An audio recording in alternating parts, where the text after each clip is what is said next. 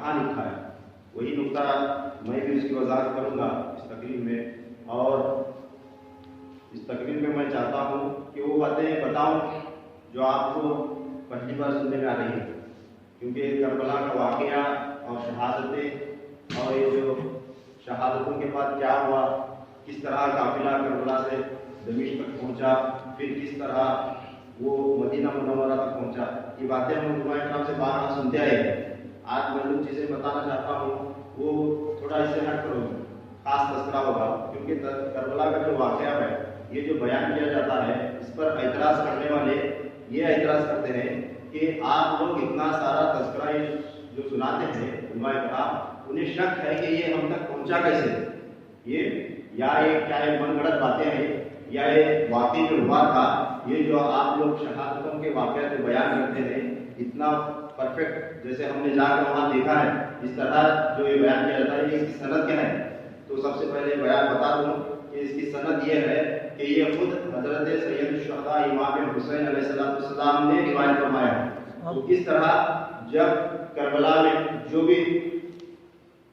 بھی کام انجام ہوتا تھا، جو بھی ان کی ابن سعد سے اور شمر سے اور جناب حر رضی اللہ تعالیٰ عنہ سے جو بھی ان کی میٹنگس ہوتی تھی، بات چیت ہوتی تھی، ہر چیز آ کر آپ سیدنا امام زین العابدین علیہ السلام کو سناتے تھے. وہ فلاں شخص آیا تھا، اس طرح کہہ رہا تھا، پھر یہ ہوا، اتنی فوج آئی، اتنے سپاہی آئے، اتنے تعداد آئی، اتنے فوجی آ گئے، اس میں گھوڑ سوار اتنے ہیں، بھالے والے اتنے ہیں، نیزے والے اتنے ہیں، اور تلوار چلانے والے اتنے ہیں، اور اس میں تیر انداز اتنے ہیں. یہ باقاعدہ جو لشکر آتا تھا، جو تفصیل معلوم ہوتی تھی، وہ باقاعدہ امام زین العابدین علیہ السلام کو سنایا جاتا تھا. آپ رضی اللہ تعالیٰ عنہ مدینے سے لے کر کربلا تک، کربلا سے دمشق تک، پھر دمشق سے واپس مدینہ پہنچنے تک امام زین العابدین علیہ السلام با حیات تھے اور آپ باشعور تھے، اور برابر آپ جو بھی باتیں سنتے تھے اسے اپنی ایک پرسنل ڈائری میں نوٹ کر لیا کرتے تھے، جسے مکتوب نطاق کہا جاتا ہے. ہر بزرگ کی ایک ڈائری ہوتی ہے اپنی پرسنل، جسے مکتوب نطاق کہا جاتا ہے.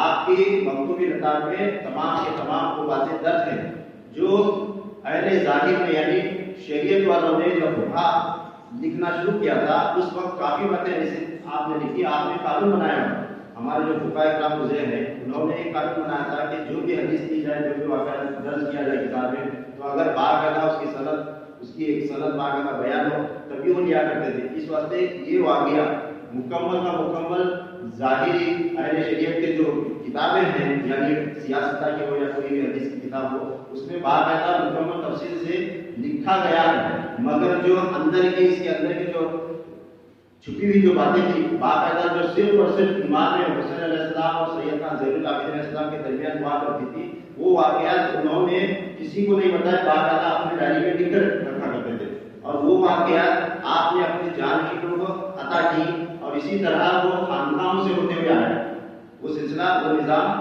خاندانوں سے ہوتے ہوئے آیا. اور بزرگوں کے پاس، اولیاء اللہ کے پاس، جو جامع بڑی بڑی خاندان ہیں ان کے پاس یہ کتابیں موجود ہیں. مگر افسوس کی بات یہ ہے کہ لوگ وہ کتاب میں تجوری میں رکھ کر بیٹھ گئے، تجوری میں رکھ کر بیٹھ گئے. انہیں صرف مریدیں بنانا اور اپنا آستانہ بنانا، یہ فکر میں لوگ جیتے ہیں. اللہ ماشاء اللہ، مگر ہر کوئی ایسا نہیں کرتا. اللہ تعالیٰ جسے توفیق عطا کرتا ہے، جو چیز جب جب اپنے بندوں تک پہنچانا ہے پہنچتی رہتی ہے. تو یہ مکتوب نطاق ہے حضرت سیدنا امام زین العابدین علیہ السلام کا.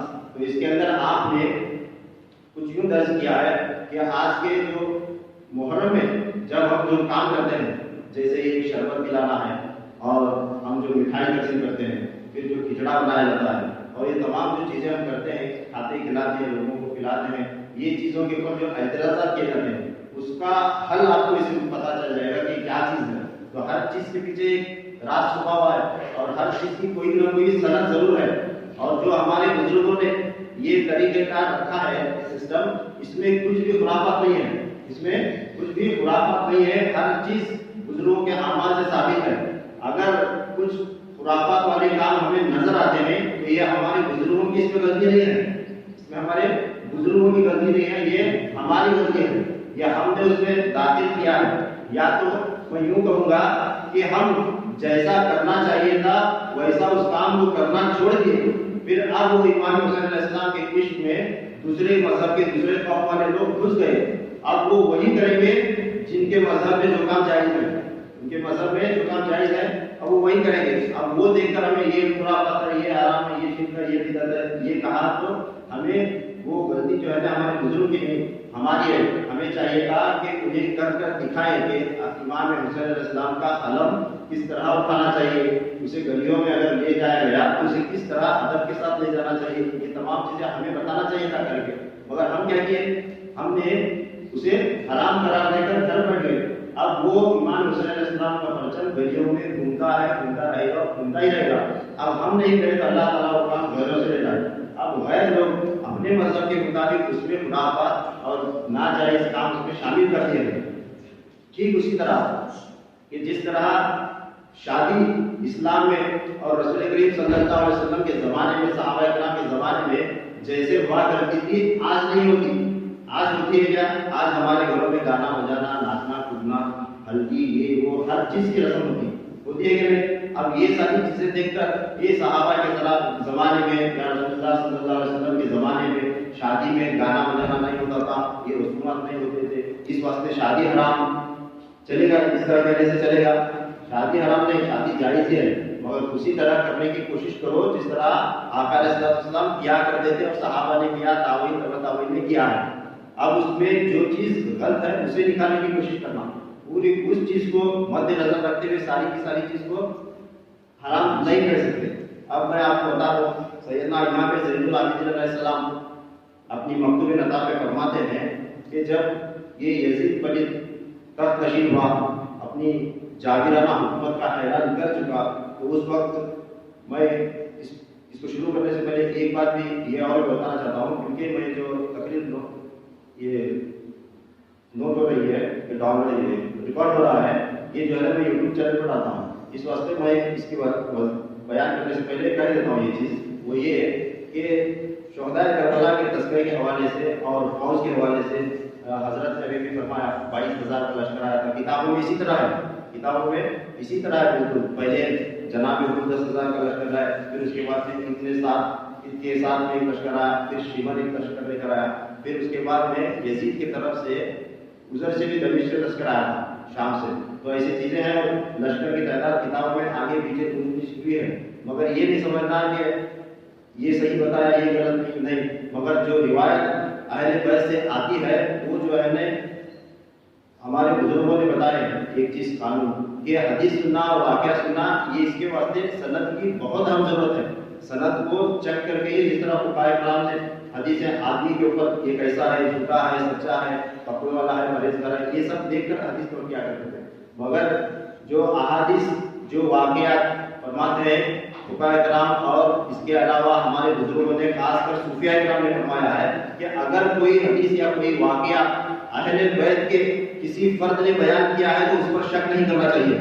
اگر نام آ گیا کہ امام حسین علیہ السلام نے بیان کیا ہے تو اس پر شک نہیں ہونا چاہیے، کیونکہ امام حسین علیہ السلام کے قول پر شک کرنا یا ان کی ذات پر شک کرنے کے برابر ہوگا.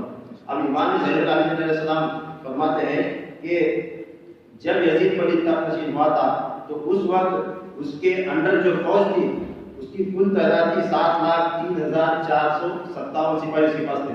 کتنے؟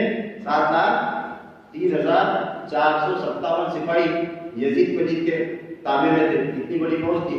اب جب کربلا میں سیدنا امام حسین علیہ السلام پہنچے تو اس وقت ان کے مقابل کے لیے اس نے 1,40,457 کا لشکر بھیجا تھا.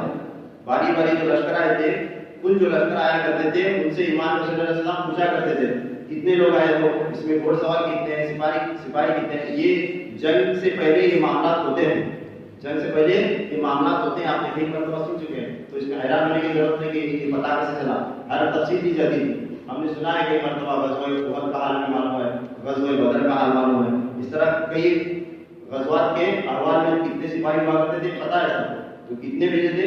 1,40,457 سپاہی کربلا کے میدان میں یزید پلید نے بھیجا تھا، کیونکہ انہیں معلوم تھا کہ جس کے خلاف لڑنے جا رہے ہیں یہ کوئی معمولی اشخاص نہیں ہے، یا حیدر کرار کے بیٹے ہیں، فاتح خیبر کے بیٹے ہیں، شیر خدا کے بیٹے ہیں. ان سے لڑنا کوئی بچوں کا کام نہیں ہے. ہماری چھوٹی موٹی فوج یا کم تعداد لوگ ان سے لڑ نہیں سکتے. اس واسطے انہوں نے پہلے ہی یہ انتظام کیا تھا، اور اسی لیے انہوں نے جب 7 तारीख को उन पर पानी बंद किया था, इसीलिए बंद किए थे कि आले रसूल के मैदान में आने से पहले अगर इन्हें प्यासा रखा जाए तो हम हमारे सामने वो कमजोर पड़ेंगे और हम इन्हें आसानी से शहीद कर सकते हैं। इस वास्ते उन्होंने ये इंतजाम किया था। तो सुने, 1,40,457 की फौज करबला के मैदान में भेजी गई थी। अब इमाम हुसैन अलैहिस्सलाम की खातिर उसमें उन्हें पता था ना कि मौला मुश्किल कुशा शेर खुदा की औलाद है, इनसे लड़ना कोई मामूली काम नहीं। इस वास्ते उन्हें पता था कि इमाम हुसैन अलैहिस्सलाम का और उनके घर का एक एक फर्द अगर मैदान में आया तो हमारे देश से हजारों को खत्म कर डालेगा। और हुआ भी यही हुआ, कई मरतबा सुन चुके हैं। तो उन्होंने उन यजीदियों ने पलीदियों ने इमाम हुसैन अलैहिस्सलाम की खातिर 3,655 सिपाही जो एक से एक बढ़कर महारत रखने वाले थे जंग में, काबिल जंगजू, बिल्कुल जबरदस्त निज़ा फेंकने वाले, तीर चलाने वाले, अच्छे से अच्छे तीर अंदाज और अच्छे से अच्छी तलवार जदी करने वाले, ऐसे 3,655 लोगों को अलग निकाल कर रखा था कि तुम यहाँ रुके रहो और तरोताजा रहो, तुम्हें बीच में आने की जरूरत नहीं। जब हुसैन मैदान में आएगा तब तुम्हें आना है। माशाअल्लाह, इस तरह कहकर उन्होंने 3,655 सिपाहियों की एक फौज अलग रखी थी, सिर्फ तनहा इमाम अली मकाम सैयदना इमाम दुर्जमा इमाम हुसैन अलैहिस्सलाम की खातिर। तो ये मामला हुआ। तो इमाम हुसैन अलैहिस्सलाम जब मैदान करबला में थे तो उस वक्त उनके साथ रिवायत में आया है कि 54 हजरात उनके असहाब थे। कितने? 54 हजरात उनके खानदान वाले नहीं, रिश्तेदार नहीं, उनके असहाब थे, चाहने वाले थे, उनसे मोहब्बत करने वाले थे, जो उनकी खातिर अपनी जानें लुटाने के लिए करबला के मैदान में पहुंचे थे। वो हजरात कितने थे? 54 हजरात थे। उनके नाम, उनकी उम्रें, उनकी विलादत की तारीख और तमाम का तमाम तफसील मेरे पास मौजूद है। तो फिर वो 54 हजरात ने फैसला किया, जब आपने चिराग बुझा दिया था, इमाम अली मकाम ने चिराग बुझा दिया था कि जिसे जाना है चला जाए, मैं कोई शिकवा नहीं करूंगा। तो उस वक्त उन्होंने अपने अपने खिमे में जाकर एक दूसरे से वादे फरमाए थे, क्या? जब तक का आले रसूल के खानदान का सल्लल्लाहु अलैहि वसल्लम एक ही फर्द, एक ही बच्चा बाकी है यहाँ पर मैदान करबला में, और जो भी है हम उनकी हिफाजत इस तरह करेंगे कि हम जब तक जिंदा हैं और हमारे में 54 हजरात में जब तक एक भी जिंदा रहेगा तब तक आले रसूल पर किसी भी तरह की आँच आने नहीं देंगे। उनसे पहले हम हमारी जानें कुर्बान करेंगे, हम उनकी हिफाजत करेंगे। ये उन्होंने वादे फरमा दिए थे। फिर उसके बाद ये वादे के मुताबिक उन्होंने अपनी जानें बारी कुर्बान की। उसके बाद अहले बैत अतहार की शहादतों का सिलसिला शुरू हुआ। ये मुहर्रम की 6 तारीख से हुआ था। उनकी शहादतों का सिलसिला मुहर्रम की 6 तारीख से हो चुका था। अब इमाम हुसैन अलैहिस्सलाम और उनके साथियों ने मिलकर जो फौज भेजी गई थी, इतनी 1,40,457 की जो फौज भेजी गई थी, उसमें से असहाब हुसैन, अहले बैत अतहार और आप रज़ी अल्लाह तआला अन्हु के साथी और खुद इमाम अली मकाम सैयद शुहदा इमाम हुसैन अलैहिस्सलाम ने मिलकर उसमें से 1,03,000 लोगों को वासिल जन्नत किया। 1,40,457 की फौज आई थी, उनमें से 1,03,000 लोगों को इन 72 या 74 लोगों ने मिलकर मारा। इन 72 लोगों ने 1,03,000 लोगों को वासिल जन्नत किया 1,40,457 की फौज में से। तो आप बचे कितने? 37,457 लोग बचे थे। 37,457 लोग बाकी बचे थे। अब उनके साथ क्या हुआ?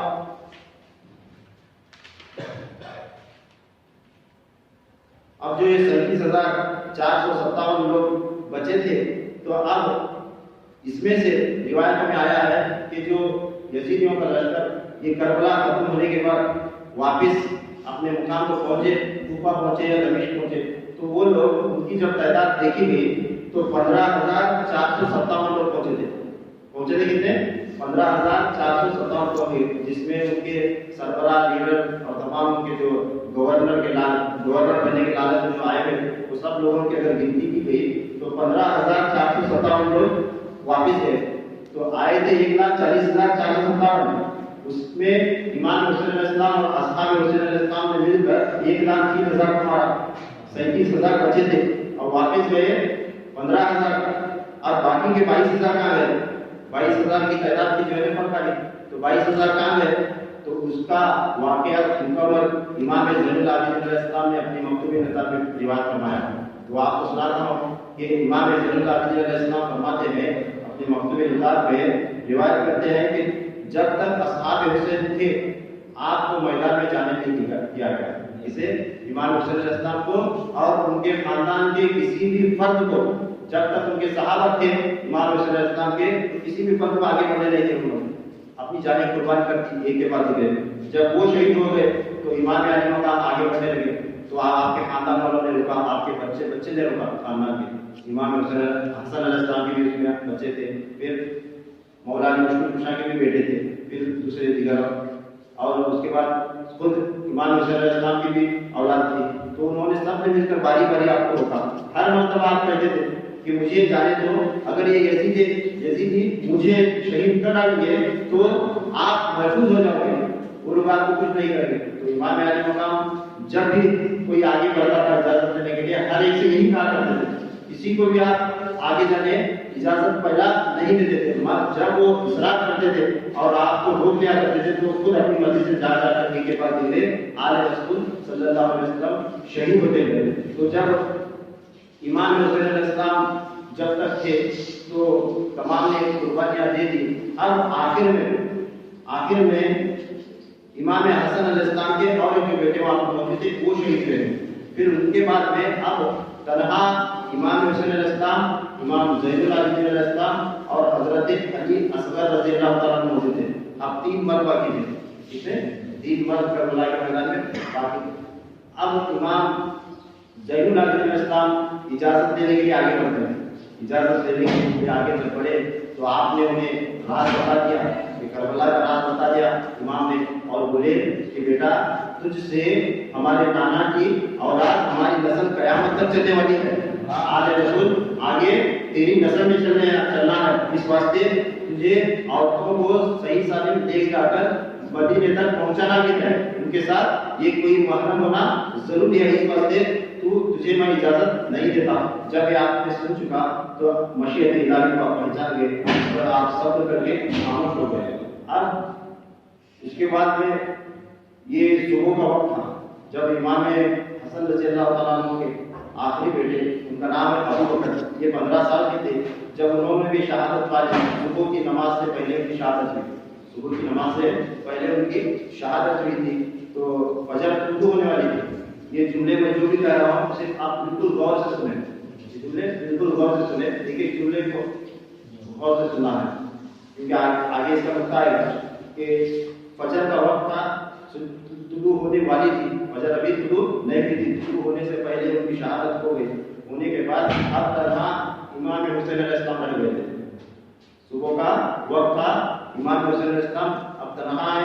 اب آپ ہی کو آگے بڑھنا ہے کیونکہ علی اصغر بچے تھے, آپ ہی کو بڑھنا تھا. جب آپ آگے بڑھنے کا ارادہ کر چکے, آگے جانے لگے, تو جو ہوا تھا میدان کربلا میں, جو بھی شہید ہوا تھا اس کے لاشیں وغیرہ کو لا کر آپ ایک جگہ رکھ دیتے تھے اور اسے گھوڑے بلا کر ایک جگہ باندھ دیا کرتے تھے.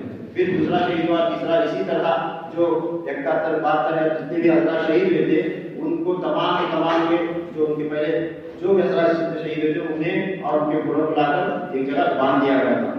جب امام علی مقام آگے بڑھنے لگے تو تب اس وقت اب انہیں روکنے والا کوئی نہیں تھا. اصحاب تھے, انہوں نے روکا, آپ کے خاندان والے تھے, انہوں نے روکا, اب روکنے والا کوئی نہیں تھا. جب آپ آگے بڑھنے لگے تو آپ کے اصحاب کے حوالے میں کیا تھا کہ جو گھوڑے باندھے گئے تھے زنجیروں سے یا رسیوں سے, وہ گھوڑے چیخنا چلانا شروع کر دیتے ہیں. کیا کرتے ہیں, وہ گھوڑے زور زور سے چیخنا چلانا شروع کر دیتے ہیں. تب امام علی مقام سمجھ جاتے ہیں کہ یہ جانور اپنے زبان حال سے کیا کہنا چاہتا ہے. آپ سمجھ جاتے ہیں کہ یہ کیا کہنا چاہتا ہے. تب امام علی مقام جا کر ان گھوڑوں کی زنجیروں کو کاٹ دیتے ہیں. جسے باندھا گیا تھا ان گھوڑوں کی زنجیروں کو کاٹ دیتے ہیں. کاٹنے کے بعد اب وہ گھوڑے میدان کربلا میں اتنی تیزی سے دوڑنے لگتے ہیں کہ ان کے ٹانگوں سے جہاں جہاں پتھر لگتا تھا ان کے ٹانگوں کو, اس پتھروں سے آگ کی چنگاریاں نکلا کرتی تھی. ان کے ٹانگوں سے, ان کے قدموں سے آگ کی چنگاریاں نکلا کرتی تھی. اتنی تیزی سے وہ گھوڑے دوڑنے لگے. پھر اس کے بعد جب وہ چنگاریاں نکل رہی تھی دوڑنے لگے اور اتنا تیزی سے دوڑنے لگے کہ ان کے دوڑنے سے میدان کربلا میں ہر طرف گرد و غبار کا ایک انبار ہو گیا تھا. ہر طرف دھول ہی دھول، گرد و غبار کا بڑا سا انبار دکھائی دینے لگا. کسی کو کچھ نہیں نظر آتا تھا، صرف گھوڑے دوڑتے تھے اور ایک بڑا سا غبار سا چھا گیا تھا دھول کا اور گرد کا. صبح وہ چھوٹ گیا. اب صبح وہ چھوٹنے والی تھی. صبح کی نماز پہلے پڑھتے تھا، صبح شروع ہونے والی تھی. یہ گھوڑے ہانپتے ہوئے ایسے ایسے ہانپ رہے تھے، دو سے دوڑ لگا کر وہ گرد و غبار کو اٹھا کر اور ان کے ٹانگوں کو زمین پر پٹک کے مار کے، اور اتنے آپ وہ گھوڑے ہانپ رہے تھے. ایسے ہانپتے ہوئے تیزی کے ساتھ یزیدیوں کے لشکر میں گھس جاتے ہیں. لشکر میں گھس کر یزیدیوں کے 22,000 لوگوں کو اپنے ٹانگوں سے کچل کر مارتے ہیں. کچل کر مار کر وہ گھوڑے اپنی جانیں امام علی مقام کے واسطے قربان کر دیتے ہیں. تو 22,000 لوگوں کو گھوڑوں نے کچل کر مارا. تو یہ گھوڑے یزیدیوں سے اچھے تھے. یہ جانور کلمہ کو یزیدی جن کے نانا کا کلمہ پڑھا کرتے تھے، ان سے بھی اچھے یہ جانور تھے جنہوں نے اپنی جانیں امام علی مقام کے خاطر قربان کی. تو امام ضیاء اللہ علیہ السلام فرماتے ہیں کہ 22,000 لوگوں کو ان کے گھوڑوں نے کچل کر مارا تھا. اب آپ کو بتاتا ہوں کہ حضرت نے جو بات بتائی کہ قرآن پاک میں حوالہ پوچھتے ہیں، قرآن پاک کی دلیل پوچھتے ہیں، تو یہ چیز میں آپ کو بتانا چاہتا ہوں کہ قرآن پاک ایک معجزہ ہے.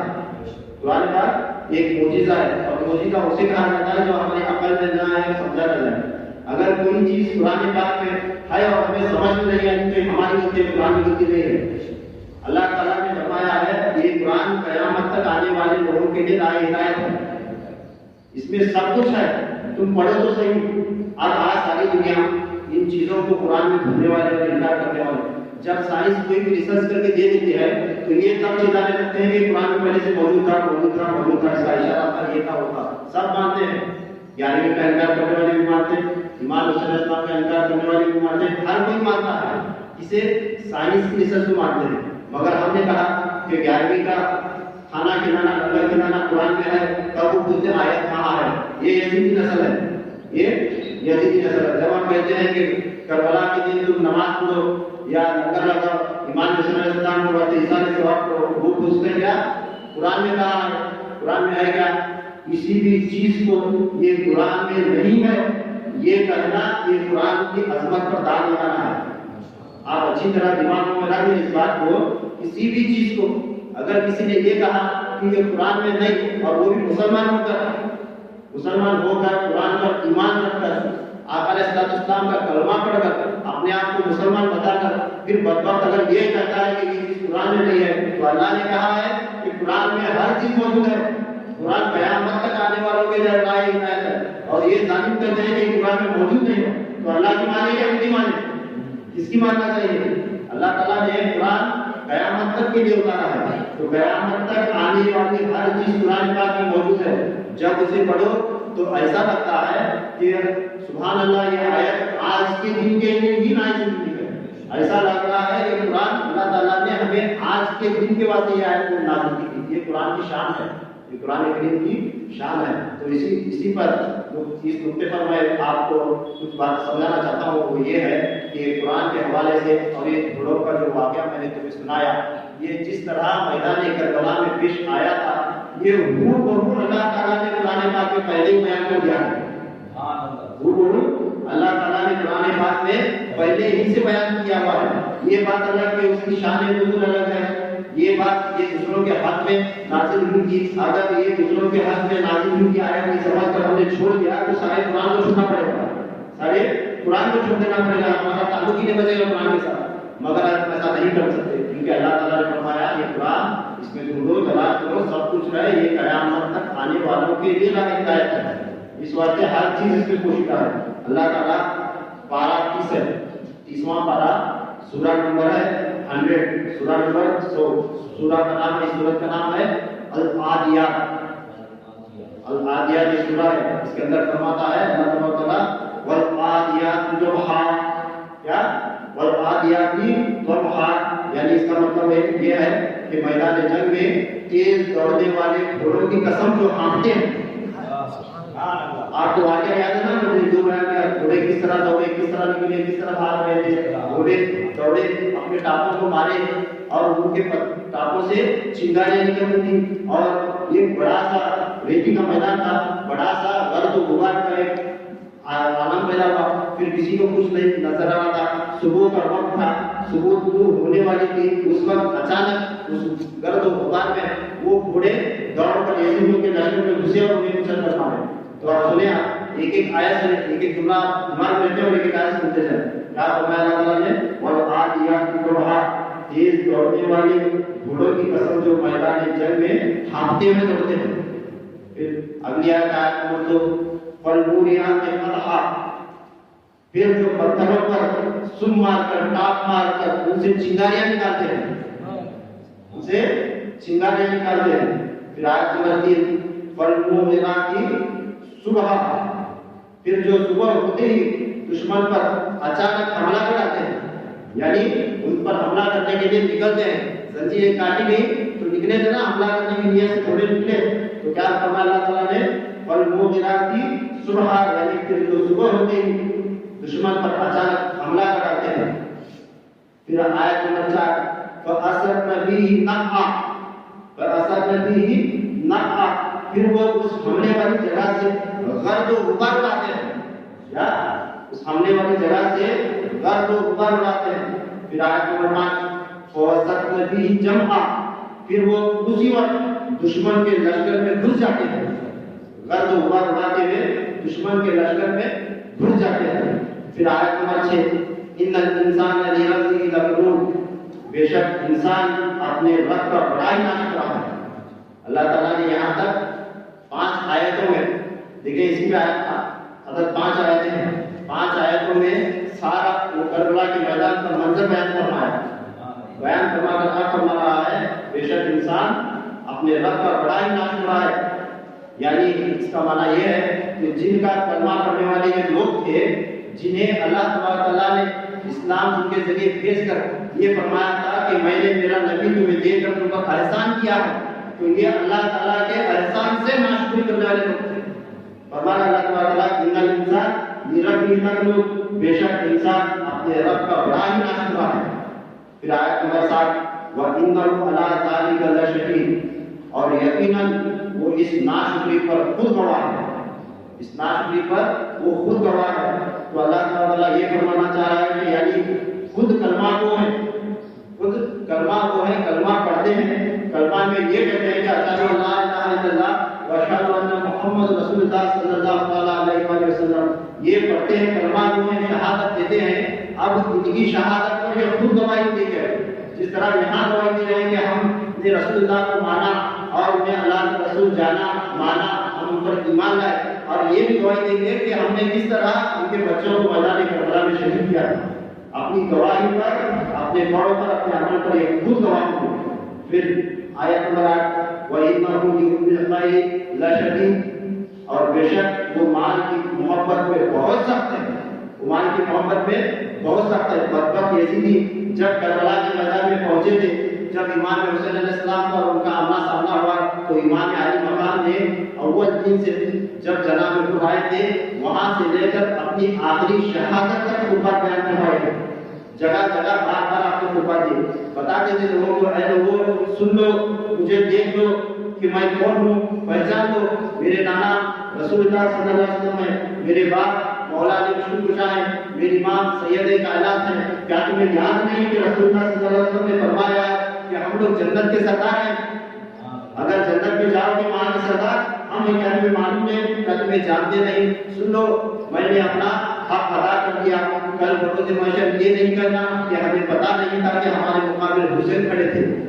अल्लाह अकबर, क्या कल आप ये खुतबा इरशाद फरमा कर ऐसा ये बात ये आप किसी भी बदबख्त यजीदी को अल्लाह के सामने हीला बहाना करने का मौका ही नहीं मिलेगा कि हम नहीं पहचानते थे कि वो सैयदना इमाम हुसैन थे, हमें नहीं मालूम था कि वालिद के बेटे थे, हमने कोई दूसरा हुसैन समझ लिया था, हमें नहीं मालूम था कि वो सैयदा कायनात के बेटे थे, हमें नहीं मालूम था वो रसूलुल्लाह के नवासे थे, बेटे थे, जिनका हम कलमा पढ़ते थे। ये मौका ही नहीं छुड़ा अल्लाह।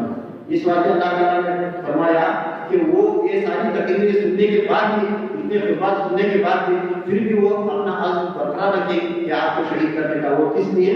माल और दौलत के हवस में आए थे। यजीद के तरफ से انعام کی لالچ میں آئے تھے، ابن زیاد کی طرف سے انعام کی لالچ میں آئے تھے، کسی کو مال و دولت دینے کی لالچ دی گئی تھی، کسی کو رے کی حکومت دینے کی لالچ دی گئی تھی، کسی کو تخت دینے کا لالچ دیا گیا تھا، یہ لالچ میں آئے تھے۔ اس لیے اللہ تعالیٰ نے فرمایا اور بے شک وہ مال کی محبت میں بہت سخت ہے۔ انہیں یہ فکر نہیں تھی کہ ہمیں مرنے کے بعد کیا ہوگا، ہمیں مر کر جانا کہاں ہے۔ امام علی مقام کو جا کر جسے شہید کر رہے ہیں، بروز محشر جا کر انہیں منہ دکھانا ہے، ان کے نانا کو منہ دکھانا ہے، یہ فکر نہیں تھی ان کے دل میں دنیا کی مال کی محبت بچ چکی۔ اللہ نے فرمایا اور بے شک وہ مال کی محبت میں بہت سخت ہے۔ پھر اس کے بعد آیت نمبر 9 ہے، افلا یعلمون اذا بشر ما فی القبور، تو کیا اسے معلوم نہیں جب وہ مردے اٹھائے جائیں گے جو قبروں میں ہیں، جب تمہیں قبروں سے اٹھایا جائے گا تو اس وقت تمہیں پتا چلے گا کہ ہمارا آگے معاملہ کیا ہونے والا ہے، ہم نے کیا کیا تھا اور یہاں کیا لے کر آئے ہیں۔ پھر اس کے بعد آیت نمبر 10 ہے، اس میں اللہ فرماتا ہے وَحُصِّلَ مَا فِي الصُّدُورِ، اور راز ظاہر کر دیے جائیں گے جو سینوں میں، راز ظاہر کر دیے جائیں گے، کھول دیے جائیں گے جو سینے میں۔ اس وقت پتا چلے گا کہ کربلا کیا تھا، اس وقت میدان محشر میں پتا چلے گا کہ کربلا کیا تھا۔ یہ کوئی معمولی جنگ نہیں تھی یا کوئی سادہ سا معرکہ نہیں تھا، یہ تخت کی یا حکومت چلانے کی جنگ نہیں تھی۔ کربلا ایک راز ہے، کربلا ایک اللہ تعالیٰ کے رازوں میں سے راز ہے۔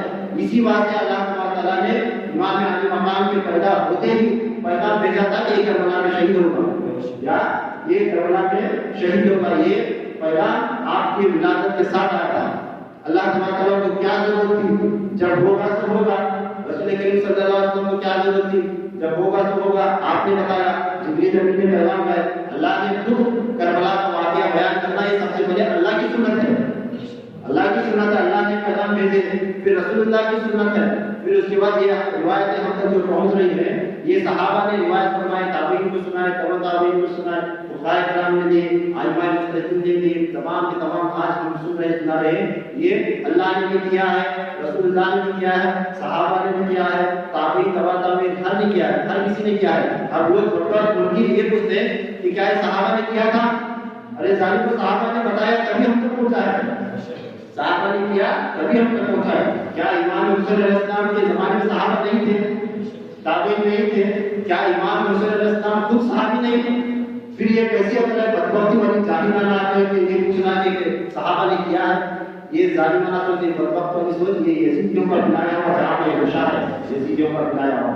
پھر آگے آیت نمبر 11 میں اللہ تعالیٰ فرماتا ہے ان ربهم فیہ یومئذ لخبیر، بے شک ان کا رب اس دن ان کے اعمال سے خوب خبردار ہوگا۔ جو اعمال کر کے لایا ہے، انہوں نے کیا کام میں انجام دیے تھے کربلا میں، وہ اپنے اس انجام کو عبرتناک انجام کو پہنچا کے جائیں گے۔ اللہ تعالیٰ ہر کسی کی خبر لے گا۔ اب جو لوگ ان کی محبت میں کام کر رہے ہیں انہیں بھی اس کا ملے گا، اور جو لوگ اس کے منکر ہیں انہیں بھی ملے گا۔ اب یزیدیوں نے کربلا کے میدان میں پانی بند کیا تھا، یہ لوگ شربت بند کرانے کے چلے گئے۔ اب آپ کو بتا دو، تیزی کے ساتھ میں ختم کروں گا تو ہم اس بات بتا کر کہ ہم جو بھی تبرکات یہ محرم کے مہینے میں کرتے ہیں، سن لیں یہ شربت اور یہ جو چونگے بنائے جاتے ہیں اور جو خاص قسم کی ایک میٹھی شیرینی بنا کر اسے گھوڑوں کا نام دیا جاتا ہے۔ یہ گھوڑے بنانا یہ کس لیے بناتے ہیں؟ کیا قتل یزید اصل میں مر گئے یزید رہے، اسلام زندہ ہے ہر کربلا کے بعد، اسلام زندہ ہوتا ہے ہر کربلا کے بعد، یعنی کربلا سے اسلام زندہ ہوا۔ تو اس کربلا سے اسلام زندہ ہوا تو کربلا کے میدان میں اسلام کو زندہ کرنے کے لیے جو لوگ تھے سب کا حق ہے، سب کا حق ہے۔ گھوڑوں میں شہید ہوا، گھوڑوں نے شہید ہوئے، گھوڑوں نے اپنی جان دی، تو گھوڑوں کا بھی حق ہے۔ اس واسطے گھوڑوں کے نام سے ایک میٹھی شیرینی بنا کر اسے محرم کے مہینے میں گھوڑے بنا دیے جاتے ہیں، بنا کر گھوڑے یہ بنا کر فاتحہ دیتے ہیں۔ اسی لیے ہمارے بزرگوں نے ایک بات رکھا ہے، گھوڑے بنا کر فاتحہ دینا ایک مذاق کوئی ناجائز کام یا بدعت نہیں ہے۔ گھوڑے بنا کر اس لیے فاتحہ دی جاتی ہے کہ گھوڑوں نے اپنی جانیں اسلام کی خاطر قربان کی ہے، اس بات سے گھوڑے بناتے ہیں۔ ہمارے بزرگوں نے جو کام ہمیں سکھائے ہیں اس میں کوئی بھی ناجائز حرام بدعت نہیں ہے۔ ایک چونگی کے بناتے ہیں، سن لیا جب امام علی مقام مدینہ سے نکلے، مجھے تقریر ختم کرنے کو کہا جائے، اس میں تیزی سے بول رہا ہوں ورنہ کافی مکاتے ہیں، تو سن لو امام حسین علیہ السلام جب مدینہ سے نکلے کوفہ تک پہنچے، پھر کربلا تک آئے. تو اس دوران جہاں جہاں راستے میں جو گاؤں آتے تھے وہ گاؤں والے خوش رہتے تھے کہ ایمان صلی اللہ علیہ وسلم جنت کے سردار آنے رسول ہمارے گاؤں میں آئے، ہمارے گھر پر آئے، یعنی جنت خود چل کر ہمارے گاؤں آئی ہے. تو وہ کیا کرتے تھے، آپ کو کھلانے کے لیے، کھانا والا کھلانے کے لیے آگے بڑھتے تھے. کوفہ سے خود آ رہے تھے، آپ کو جلد سے جلد پہنچنا تھا، آپ رک نہیں پا رہے تھے. اس واسطے عورتیں کیا کرتی تھی، وہاں کی جو روٹی بنائی جاتی ہے وہ قبوس یا کس طرح اس کا نام ہے اس روٹی کا، وہ اتنی جاڑی موٹی روٹی ہوتی ہے.